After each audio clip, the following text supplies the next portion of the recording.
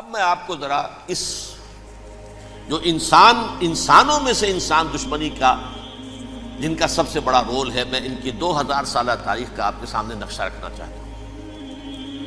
ان 1400 سال کا تو میں نے صرف 4 آپ کو پوائنٹس بتائے۔ موسیٰ سے عیسیٰ تک 1400 برس علیہ الصلوۃ والسلام، 2 مرتبہ عروج، 2 مرتبہ زوال، اشیریوں کے ہاتھوں پٹوائی، بابلیوں کے ہاتھوں پٹانا، گریکس کے ہاتھوں مرمت، رومنز کے ہاتھوں مرمت۔ یہ جو 2000 سال ہیں، کیونکہ اب تو ظاہر بات ہے 21ویں صدی شروع ہو گئی، 20 صدیاں حضرت مسیح کو پوری ہو گئی۔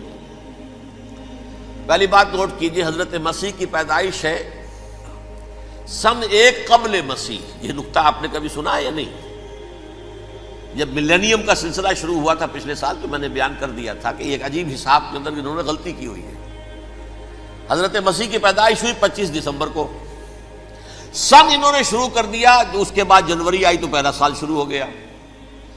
اگر جنوری سے پہلا سال شروع ہوا تو یہ 6 دن جو ہے تو اس کے پچھلے سال میں تھے، لہذا کہا جائے گا کہ Jesus Christ was born 1 year before Christ, BC۔ تو 1 قبل مسیح میں حضرت مسیح کی پیدائش ہوئی۔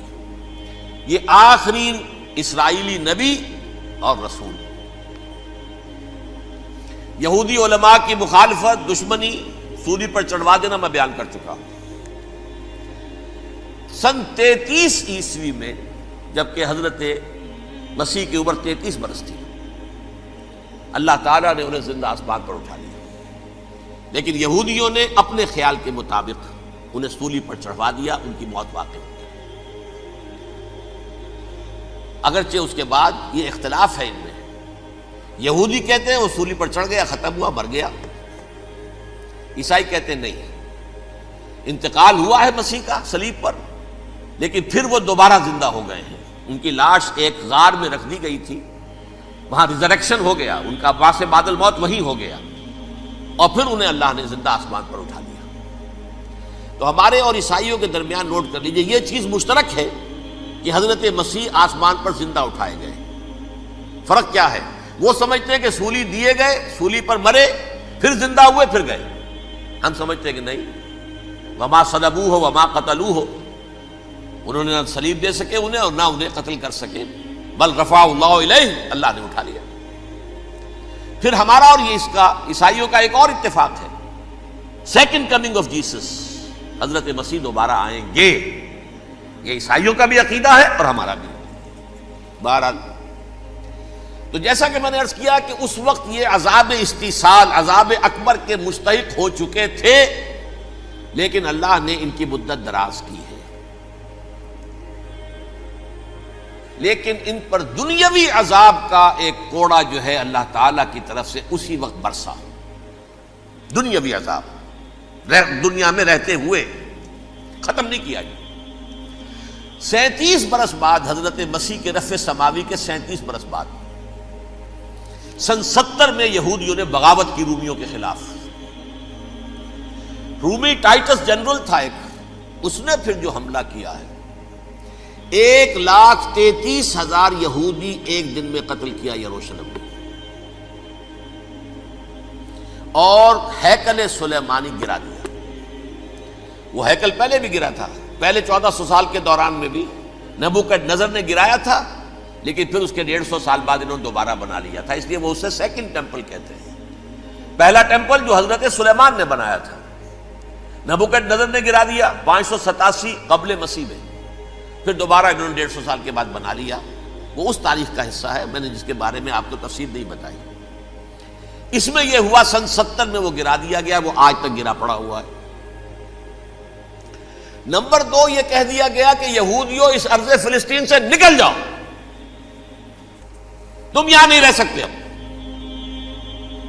لہذا جس کا جہاں سینگ سمایا چلا گیا، یورپ میں چلے گئے، ایشیا میں آ گئے، عرب میں آ گئے یہ 3 قبیلے جو رات بھی میں نے عرض کیا تھا، بنو قینقاع، بنو نذیر اور بنو قریظہ، یہ وہاں سے آ کے مدینے میں آباد ہو گئے۔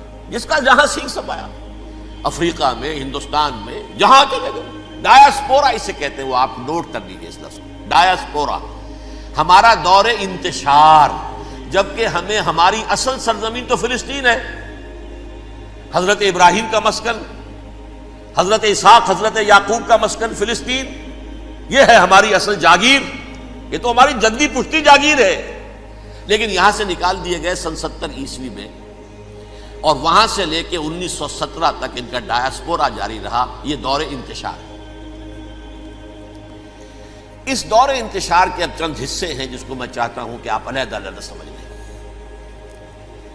دور انتشار کا جو پہلا جو ہے تقریباً 300 برس رومی حکمران تھے، وہ یہودیوں کے بھی دشمن تھے اور عیسائیوں کے بھی دشمن تھے، عیسائی اور یہودی ایک دوسرے کے بھی دشمن تھے،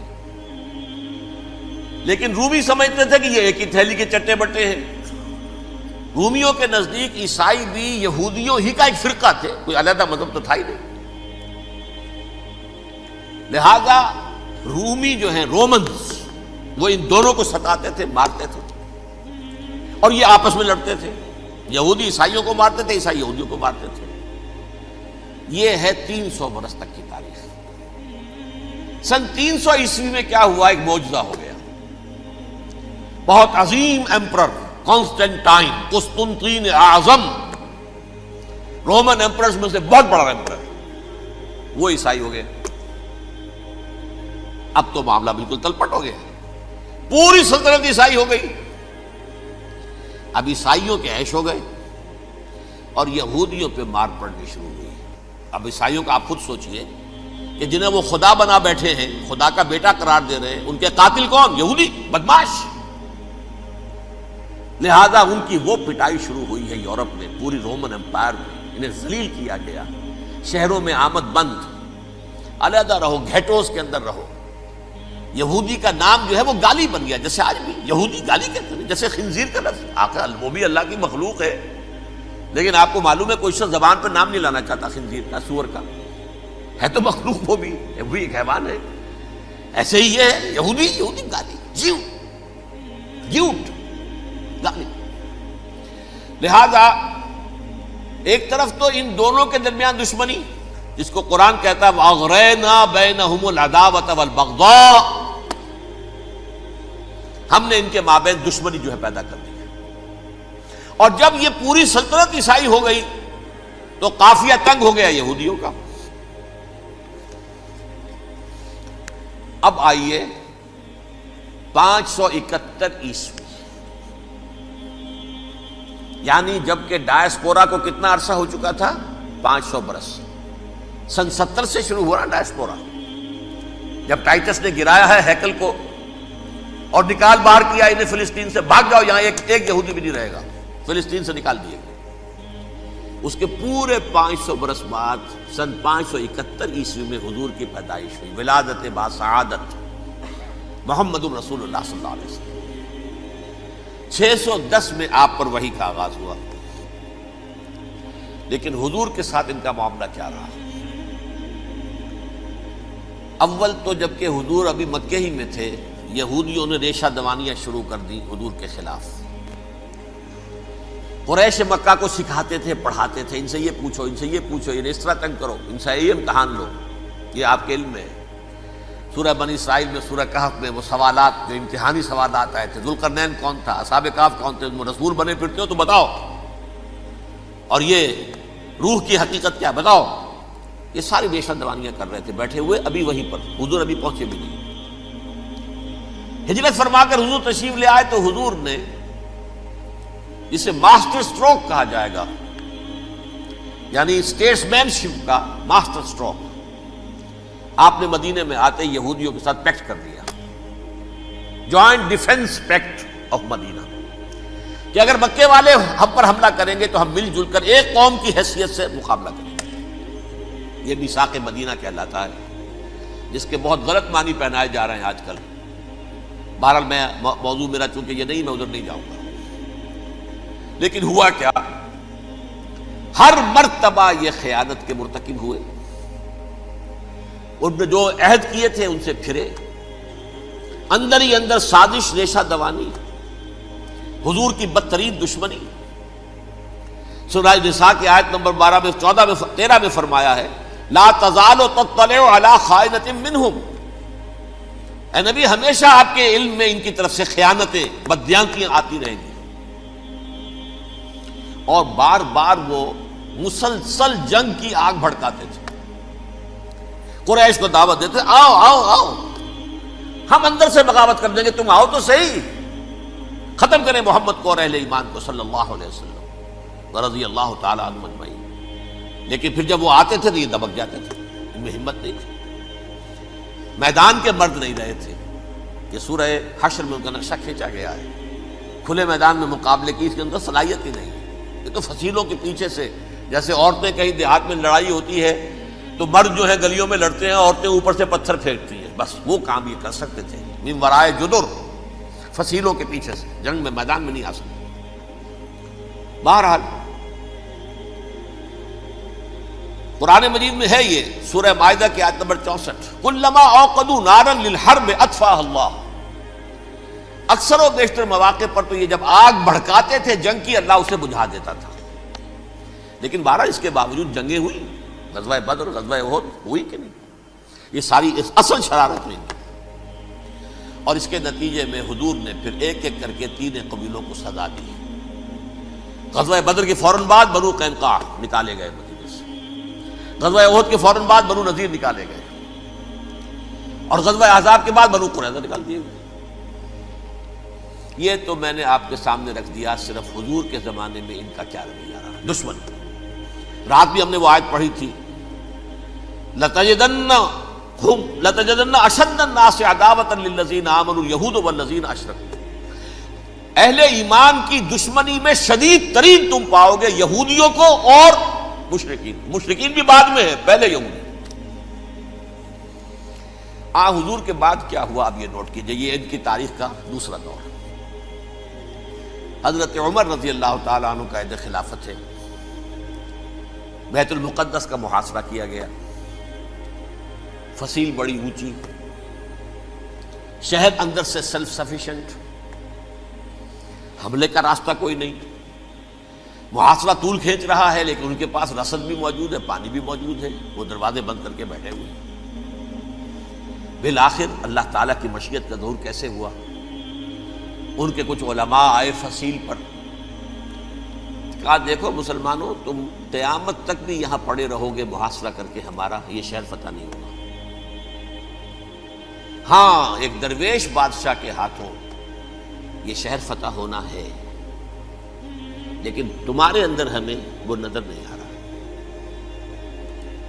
ابو عبیدہ بن الجراح رضی اللہ تعالی عنہ، امین هذه الامہ، ان کا فوراً ذہن گیا وہ درویش بادشاہ مدینے میں بیٹھا ہوا ہے عمر رضی اللہ تعالی. اب ایک اور عمر بھی ہے جو قندھار میں بیٹھا ہے. نقشہ وہی ہے، سادگی کی حد تک نقشہ وہی، بالکل وہی، اپنی آنکھوں سے دیکھا ہے وہی سادگی. عمر اول، عمر ثانی تھے عمر بن عبد العزیز. اب ایک اللہ کے فضل سے اللہ تعالیٰ ایدہ اللہ بنصرتہ، اللہ تعالیٰ ان کی نصرت فرمائے، دشمنوں کو ان کے مقابلے میں نیست و نابود کرے. انہوں نے ریکویسٹ بھیج دی کہ حضور تشریف لائیے، یہ شہر فتح ہو جائے گا. وہ ہے سفر تاریخی، اتنا طویل سفر، تقریباً 700 میل، ایک اونٹ، ایک خادم، ایک منزل پہ امیر المومنین اوپر بیٹھے، خادم آگے چل رہا ہے، اگلی منزل پہ خادم اوپر بیٹھا ہے، امیر المومنین آگے جا رہا ہے. اور جب پہنچے ہیں تو وہ باری تھی خادم کی. انہوں نے ہاتھ جوڑ دیا، حضور خدا کے لیے تم کیا کہیں گے لوگ، وہ میرا برا حال کر دیں گے، تمہیں شرم نہیں آئی؟ امیر المومنین پیدل آگے چل رہے ہیں نکیل پکڑ کر، اور تم بیٹھے ہو اوپر براجمان ہو. حضرت عمر فرمایا الدور دورک، نہیں باری تمہاری ہے، بیٹھ. اس حال میں پہنچے ہیں. اور پھر یہ کہ ابو عبیدہ بن الجراح آئے ہیں، استقبال کیا ہے تو دیکھا ہے اس حال میں چلے آ رہے ہیں. عمر نکیل پکڑے ہوئے چلے آ رہے ہیں، اور کہتے ہیں کہ کہیں کیچڑ ویچڑ تھا، جوتے خراب ہو گئے تھے، وہ بھی اتار کے ہاتھ میں پکڑے ہوئے، کپڑے تو تھے ہی پھٹے ہوئے. انہوں نے کہا بھی حضرت ابو عبیدہ نے، دیکھیے یہ بڑا متمدن ملک ہے، بڑا مہذب علاقہ ہے یہ، آپ ذرا حلیہ اپنا دوست فرما لیں تب جا کے پیش ہم آپ کو کریں گے. آپ نے فرمایا نحن قوم اعزنا اللہ بالاسلام، ہم وہ قوم ہیں جنہیں اللہ نے عزت دی ہے اسلام کے ذریعے سے. کپڑوں کے ذریعے سے نہیں، دولت کے ذریعے سے نہیں۔ اسی حال میں گئے ہیں، اوپر سے انہوں نے کھڑے ہو کر نشانیاں دیکھی ہیں، اپنی کتابیں کھولی، ہاں یہ وہی ہے، اچھا لو جی سرنڈر، شہر تمہارے ہاتھ میں۔ خون کا ایک قطرہ نہیں بہا اور بیت المقدس فتح ہو گیا۔ لیکن اس وقت حضرت عمر نے ایک نرمی یہ کی کہ یہودیوں کے لیے بھی اسے اوپن سٹی قرار دے دیا۔ یہ احسان عظیم حضرت عمر کا، اس سے پہلے یہودی آ ہی نہیں سکتا تھا، داخل ہی نہیں ہو سکتا تھا، وہاں وہ آ کر وزٹ نہیں کر سکتا تھا، زیارت نہیں کر سکتا تھا اپنے مقدس مقامات کی۔ حضرت عمر نے یوں سمجھیے کہ تقریباً 550 برس کے بعد ان کے لیے راستہ کھولا ہے کہ ہاں تم آ سکتے ہو، زیارت کر سکتے ہو۔ لیکن یہ عیسائیوں نے لکھوایا معاہدے کے اندر، انہیں یہاں آپ آباد ہونے کی اجازت نہیں دیں گے، لیکن کم وزٹ دی پلیسز، دیکھیں، زیارتیں کریں اور جائیں۔ یہ معاہدہ حضرت عمر کا ہے رضی اللہ تعالیٰ، جو پھر خلافت راشدہ کے بعد بنو امیہ نے بھی اس کو آرڈر کیا، بنو عباس نے کیا، پھر جو ہمارے یہ ترکوں میں اندر خلافت آئی تو ترک خلفاء نے بھی اس معاہدے کی پوری پابندی کی۔ فلسطین میں آ سکتے ہیں یہودی صرف زائرین کی حیثیت سے، وہاں آباد نہیں ہو سکتے۔ اب آئیے اگلا دور آیا حضرت عثمان کا دور خلافت۔ یہ ہے وہ وقت کہ اب یہود نے امت مسلمہ کی پیٹھ میں چھرا گھونپا۔ وہ کیسے؟ ایک یہودی عبداللہ ابن سبا اسلام کا لبادہ اوڑھ کر آ گیا، معاشرے کا جائزہ لے لیا، ان میں بنو ہاشم اور بنو امیہ میں جو پرانی کشاکش تھی اس کے کچھ نہ کچھ جراثیم باقی ہیں، اگر ان کو ذرا بھڑکا دے تو مسلمانوں میں انتشار پیدا ہوگا۔ کہا یہ عثمان کون ہے؟ یہ تو بنو امیہ میں سے ہے، یہ حق تو بنو ہاشم کا ہے، خلافت ان کے پاس ہونی چاہیے، محمد کے تو رشتہ دار وہ ہیں صلی اللہ علیہ وسلم۔ عوام الناس کے اندر بات پھیلنی شروع ہوئی، پھر ایک بڑی سازش کے انداز میں حضرت عثمان کے خلاف پروپیگنڈا، حضرت عثمان کے جو عاملین تھے، گورنر تھے، ان کے خلاف پروپیگنڈا، اور ایسی ہوشیاری کرتے تھے کہ کوفے میں کوفے کے حاکم کے خلاف کچھ نہیں کہنا، اجی مصر میں یہ ہو رہا ہے، اجی شام میں یہ ہو رہا ہے، اجی یہ جو عثمان ہے وہ یہ کر رہا ہے، یہ ظلم ہو رہا ہے، یہ لوٹ مار ہو رہی ہے، یہ خیانتیں ہو رہی ہیں۔ اب نہ تو اس زمانے میں مینز آف کمیونیکیشن، کیسے تصدیق کریں؟ افواہیں تو آپ آج کراچی کے اندر شروع ہو جائے تو پتہ نہیں چل سکتا کسی کو کہ کیا اس میں صداقت ہے کیا جھوٹ ہے، اور بری بات جو ہے فطرت انسانی کی کمزوری ہے، وہ فوراً قبول کرتا ہے، کسی کے بارے میں اچھی بات ماننے کو تیار نہیں ہوتا، لیکن بری بات تو فوراً تیار۔ بہرحال یہ فتنہ انہوں نے اٹھایا، حضرت علی کی الوہیت کا فتنہ اٹھایا، حضرت عثمان کے خلاف الفتنۃ الکبریٰ برپا کیا، حضرت عثمان شہید ہوئے۔ اس کے بعد 5 برس تک مسلمان ایک دوسرے کی گردنیں کاٹتے رہے، باہمی خانہ جنگی ہوئی، امت کو وہ زخم لگایا ہے جو آج تک جس سے خون رس رہا ہے۔ یہ شیعان عثمان اور شیعان علی تھے جو بعد میں پھر سنی اور شیعہ ہو، اور آج تک فتنہ کس نے جگایا؟ ایک عبداللہ ابن سبا یہودی اور اس کے کارندے، شیطان کا ایجنٹ، اور انسانوں میں سے بھی اس کے جو بھی حواریین تھے اور شیطانوں کے اندر سے بھی تھے، انہوں نے بھی اس آگ کو بھڑکایا۔ یہ آپ سوچ لیجئے کہ یہ کس نے وہ زخم لگایا؟ یہودی۔ اگلا دور آیا، خلافت راشدہ ختم ہوئی، بنو امیہ کا بھی دور کافی گزر گیا۔ طارق ابن زیاد 712 عیسوی میں حملہ کرتے ہیں اسپین پر۔ اسپین اس وقت عیسائیت کا بہت بڑا گڑھ، بڑے کٹر ترین عیسائی جو ہے وہ اسپین میں تھے، لہذا یہودیوں کی وہاں بہت پٹائی ہوتی تھی، میں بتا چکا ہوں، دشمنی تھی ان کی تو چلی آ رہی تھی عیسائیوں کے ہاتھوں یہودیوں کی، وہ تو سن 300 عیسوی سے ایمپرر کانسٹنٹائن کے بعد سے شروع ہو گئی تھی۔ اس حوالے سے یہودیوں نے اس وقت چالاکی یہ برتی، کچھ راستے واسطے بتائے، کچھ مدد کی طارق ابن زیاد کی۔ طارق ابن زیاد نے انہیں اپنا محسن سمجھا، ہسپانیہ فتح ہو گیا تو یہودی چونکہ محسنین کی فہرست میں آ چکے تھے، انہیں بہت اقتدار نصیب ہوا، بڑی سپورٹ مسلمانوں نے دی۔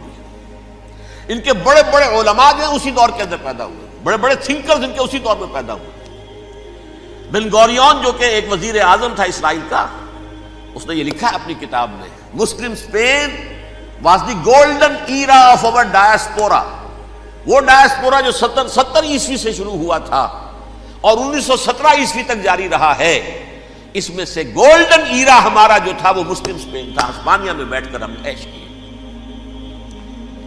لیکن وہاں سے انہوں نے اور جو کچھ کیا، یہ تو داستان کے تو بہت سے گوشے ہیں، لیکن میں جس اسٹریٹ لائن میں چل رہا ہوں اس کے اعتبار سے ایک بات سمجھ لی. وہاں بیٹھ کر انہوں نے اب عیسائیت کی پیٹھ میں چھرا گھونپا،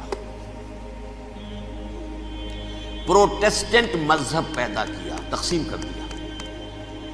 جیسے شیعہ سنی کی تقسیم، عبداللہ ابن سبا، رومن کیتھولک اور پروٹیسٹنٹ کی تقسیم، یہودی علماء.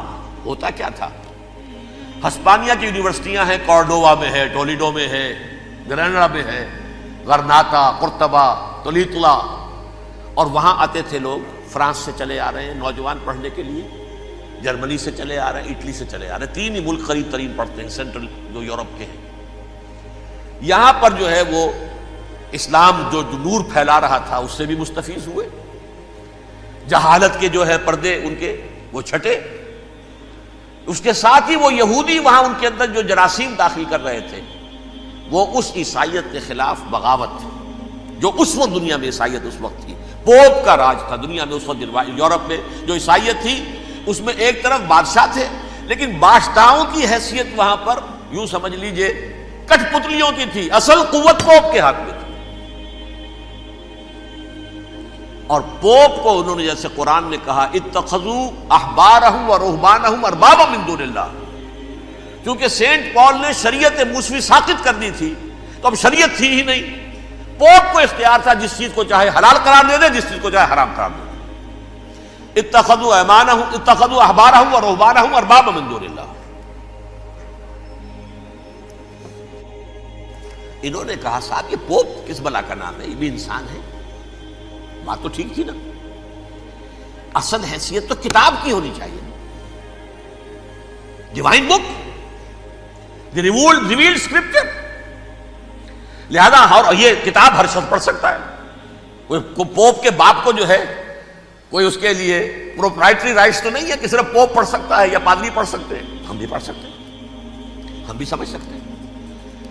یہ باتیں تھی کہ جن کو بڑھا چڑھا کر بیان کر کے اور پوپ کا اقتدار ختم کرا دیا اور توجہ مرکوز کر دی بائبل کی طرف.